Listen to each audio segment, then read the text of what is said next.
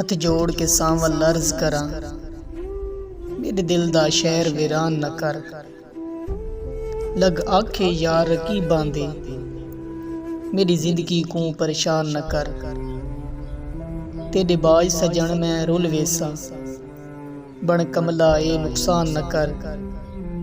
तेरे नाल जीवन शाकर दा, मेरी जान को तू बेजान न कर।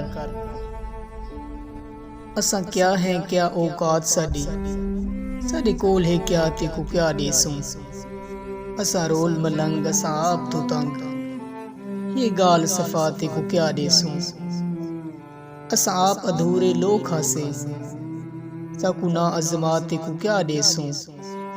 सारे शाकर सा भी अपने नहीं, तू आप दसाते को क्या देसूं।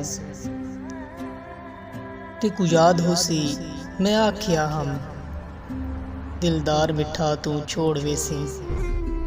वल वल कुरान ते हथ ना रख, ना कसमा चा तू छोड़ वेसी। कुछ सोच समझ के फैसला कर, ना जोश दिखा तू छोड़ वेसी। तिकर शाकर को बर्बाद सजन, बस लोग खला तू छोड़ वेसी।